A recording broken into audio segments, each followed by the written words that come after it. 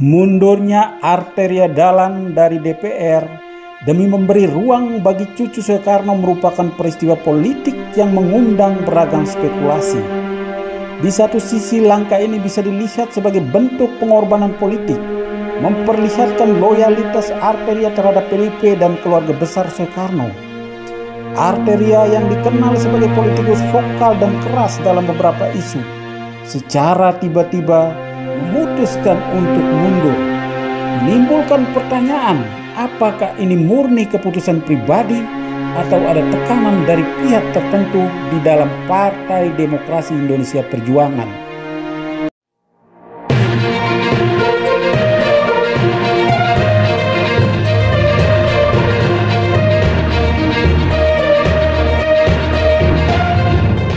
Salam jumpa kembali sahabat TV Demokrasi sekalian dimanapun Anda berada. Salam sehat untuk kita semua. Dan saat ini kita kembali di segmen Ulas Berita. Mantap. Kali ini kita akan mengulas berita yang ditulis oleh Detik News pada tanggal 1 Oktober 2024 hari ini. Judul beritanya adalah Pilihan Mundur Arteria Sri Rahayu demi cucu Soekarno melaju ke Senayan. Wah, ini judul yang ngeri-ngeri sedap ya. Caleg ke DPR RI terpilih Sri Rahayu Dapil Jawa Timur 6 dari PDIP serta penggantinya Arteria Dahlan mundur jelang pelantikan anggota DPR. Arteria Dahlan memilih mundur demi melenggangkan Romy Soekarno cucu Presiden RI pertama ke Senayan. Wah, luar biasa ya. Sahabat TV Demokrasi sekalian, saya kira ini adalah sebuah alasan yang tidak masuk akal ya, alasan yang boleh dikatakan mengada-ada ya. Mereka ini kan sudah berjuang habis-habisan ya, baik Sri Rahayu maupun Arteria Dahlan. Dan mereka sudah mendapatkan dukungan atau kepercayaan dari masyarakat Jawa Timur Dapil 6. Nah, tetapi kok tiba-tiba saja mereka dengan begitu mudah, dengan begitu gampang, mereka mengatakan bahwa mereka mundur lalu mereka menyerahkan kedaulatan rakyat yang dipercayakan pada mereka itu ke sosok lain yang adalah merupakan cucu dari Bung Karno. Padahal kan masyarakat dari Dapil Jawa Timur 6 itu mempercayakan kepada mereka, ya. Romy Soekarno Berada dalam satu dapil dan juga satu partai bersama mereka.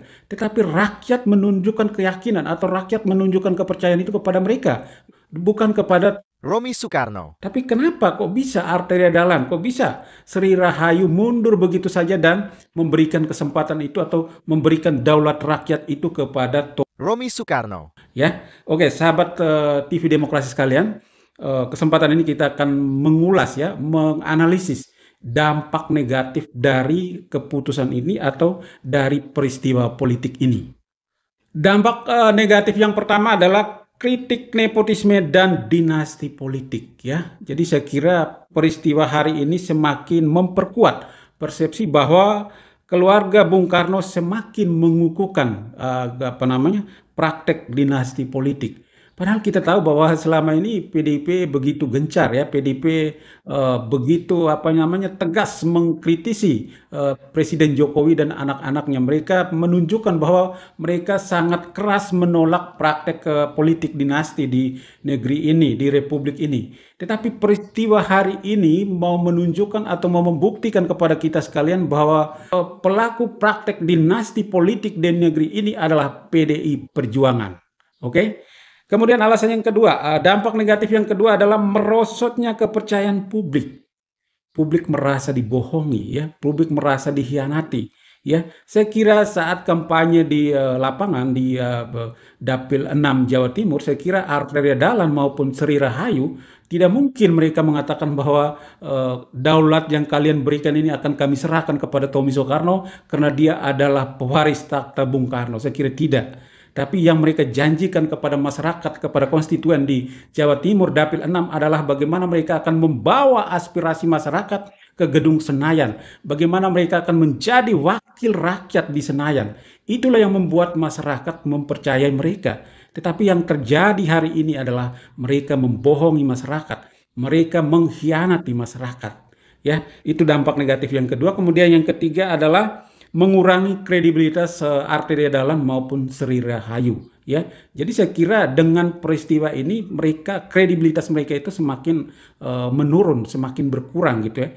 Jadi ketika suatu waktu misalnya mereka ingin meminta perhatian atau meminta dukungan dari publik, saya kira publik tidak percaya lagi. Publik akan mencap atau memberikan label kepada mereka sebagai politisi pembohong atau politisi pengkhianat, gitu ya. Kemudian yang keempat adalah memperlemah PDIP secara internal ya. Saya kira di dalam tubuh PDIP atau di dalam Partai Demokrasi Indonesia Perjuangan itu tentu ada kader-kader berkualitas, ada kader-kader idealis yang memang mungkin mereka sangat menentang proses politik dinasti dalam Partai Demokrasi Indonesia Perjuangan. Jadi peristiwa hari ini akan menimbulkan gejolak di PDIP ya.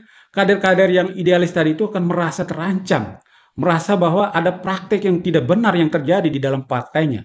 Jadi ini menimbulkan semacam perpecahan di dalam tubuh PDIP itu sendiri, gitu ya. Oke. Kemudian yang kelima adalah isu moral dan etika politik ya, saya kira. Jadi seorang politisi itu kan harus mempertanggungjawabkan kepentingan publik gitu ya, bukan kepentingan keluarga atau kepentingan kelompok tertentu atau kepentingan tokoh-tokoh tertentu, tidak, tetapi kepentingan publik itu yang harus dipertanggungjawabkan. Kepentingan warga masyarakat Jawa Timur itu yang harus dipertanggungjawabkan.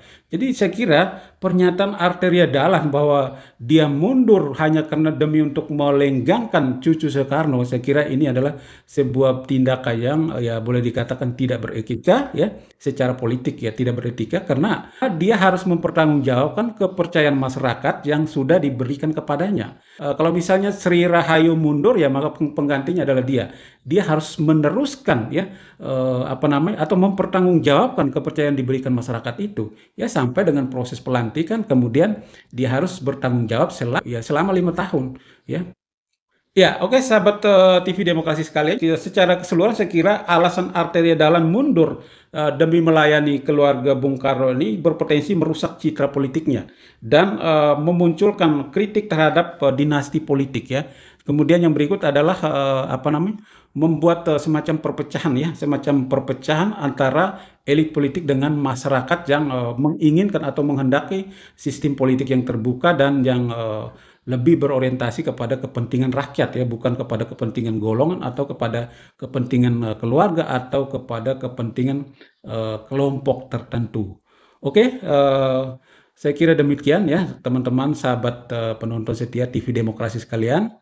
Teman-teman bisa berikan masukan, saran, kritik atau mungkin sanggahan, dan jangan lupa tuliskan di kolom komentar channel ini. Oke, sampai jumpa pada kesempatan berikutnya. Salam demokrasi, mantap.